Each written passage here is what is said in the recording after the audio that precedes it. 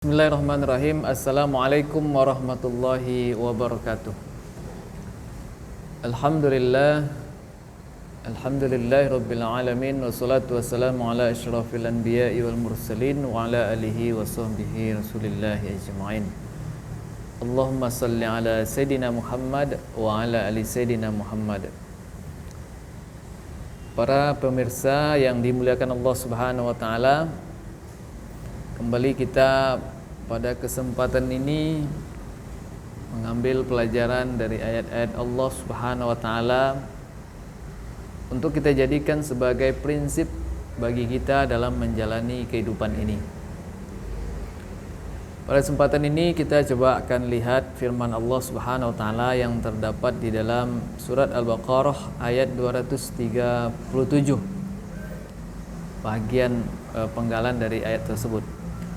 Allah Subhanahu wa taala menyampaikan wala tanazaul fadla bainakum, yang artinya terjemahannya, dan janganlah kalian ataupun janganlah kamu melupakan keutamaan-keutamaan, kelebihan-kelebihan di antara kamu.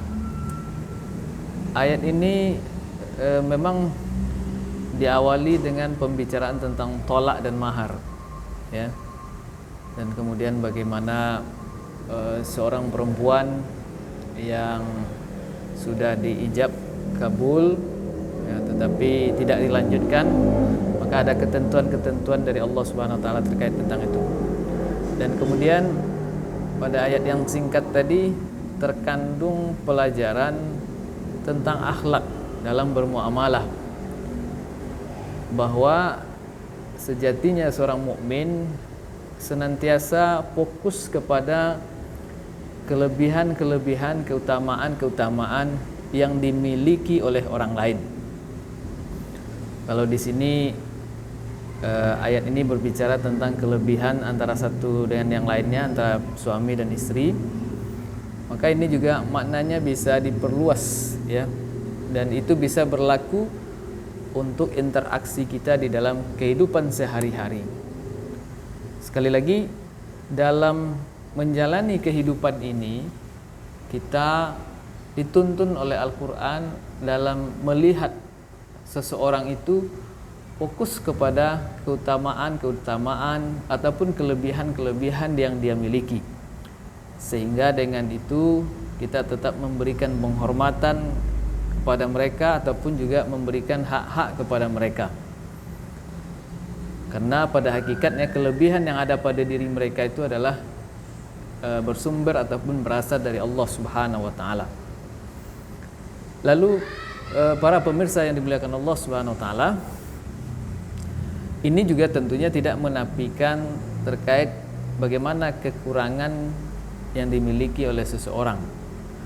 Nah, dalam rangka untuk menunaikan haknya sebagai sesama saudara muslim ataupun mukmin, tentu kalau ada kekurangan-kekurangan, kesilapan-kesilapan mereka, kewajiban kita mengingatkan ataupun berupaya untuk memperbaikinya. Namun kembali ke yang awal, ketika kita mampu melihat pada sisi positif yang dimiliki oleh seseorang, maka kita di samping akan memuliakan mereka, menghormati mereka, kita juga akan banyak berterima kasih kepada mereka. Dan ini yang juga diajarkan oleh Rasulullah SAW. Kalau kita telusuri, banyak sahabat-sahabat yang Rasulullah SAW kedepankan sisi positif yang dimiliki oleh para sahabat tersebut. Misalnya ketika Rasulullah berbicara kepada Muaz bin Jabal, Rasulullah menyebutkan bahwasanya di tengah-tengah umat ini yang paling paham tentang halal haram itu adalah Muaz bin Jabal. Kemudian ketika berbicara kepada Abu Musa al-Ansari misalnya, Rasulullah SAW memuji keindahan suara yang dimiliki oleh Abu Musa al-Ansari, sehingga dikatakan oleh Rasulullah SAW dia diberi kelebihan keindahan suara seperti yang dimiliki oleh keluarga Nabi Daud. Dan yang seperti ini banyak, ya, para sahabat yang lainnya. Rasulullah SAW juga banyak memberikan ataupun menonjolkan sisi-sisi positif yang dimiliki oleh para sahabat tersebut. Dan ini menjadi sebuah hal yang sangat mendasar dalam kehidupan kita ketika kita nanti berinteraksi dengan banyak orang. Bisa jadi antara suami dengan istri, ataupun sebaliknya antara orang tua dan anak, atau sebaliknya, ataupun antara pemimpin dengan anggota yang dipimpin, ataupun antara pemimpin dengan rakyat, dan seterusnya. Sehingga bisa kita bayangkan para pemirsa yang dimuliakan Allah Subhanahu wa taala, ketika kita fokus kepada kelebihan yang dimiliki oleh seseorang, maka kita akan senantiasa